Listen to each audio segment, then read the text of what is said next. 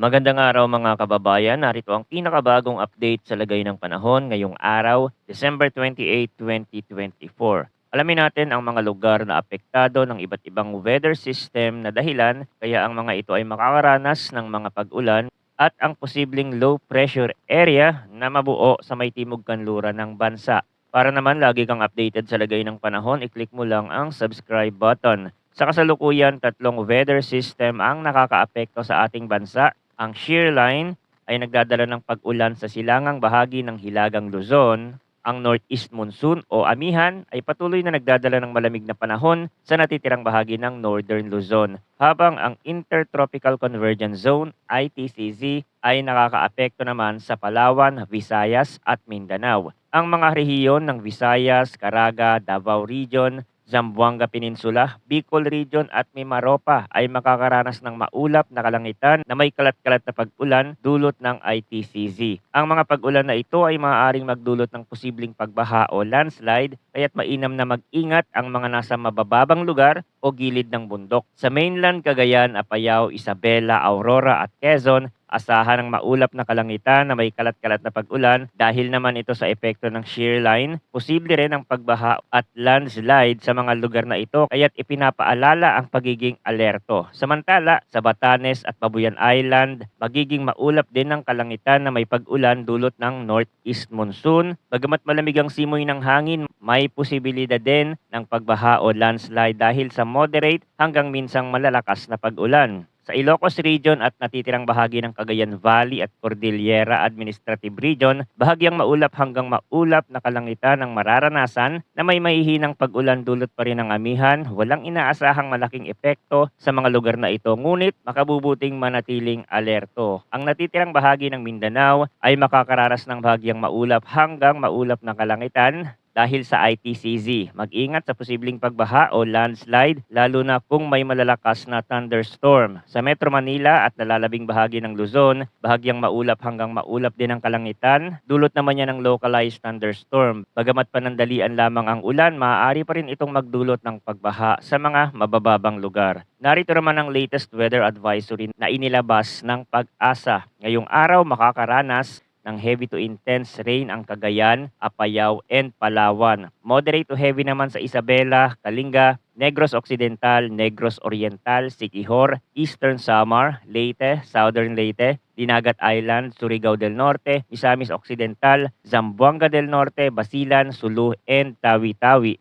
Bukas, posibleng makaranas pa din ng heavy to intense rain ng Cagayan and Isabela. Samantala, moderate to heavy naman sa Apayao, Kalinga, Quirino, Aurora, Quezon, Camarines Norte, Oriental Mindoro, Marinduque, Palawan, Eastern Samar, Leyte, Southern Leyte, Dinagat Island, Surigao del Norte, and Zamboanga del Norte. Sa Lunes, December 30, posibleng makaranas ng moderate to heavy rainfall ang Cagayan, Isabela, Aurora, Quezon, Camarines Norte, and Palawan. Ang mga pag-ulan na ito ay maaaring magdulot ng pagbaha sa mga mabababang lugar at pagguho ng lupa sa mga bulubunduking lugar. Update din tayo sa tropical cyclone threat potential. May bagong inilabas na report ang Pag-asa dito. Sa week 1 ngayon hanggang January 2, posibleng may mabuong low pressure sa may southwestern portion of the Philippine Area of Responsibility pero mababa ang tsansa na ito ay ma-develop bilang isang bagyo. Sa week 2 naman, from January 3 to January 9, isang low pressure ulit ang posibleng mabuo sa may southwestern portion ng Philippine Area of Responsibility pero mababa din ang chance na ito ay maging isang ganap na bagyo. Gamit ang ibang weather model natin, ito yung sinasabi ng Pag-asa na posibleng maging low pressure. Kung magiging bagyo man yan, ang galaw niyan ay pakanluran. Kaya't patuloy kayong umantabay dito sa channel para sa pinakabagong update tungkol sa lagay ng panahon kasi marami pang pwedeng magbago sa mga low pressure area na yan. Salamat sa inyong pagtutok at manatiling ligtas.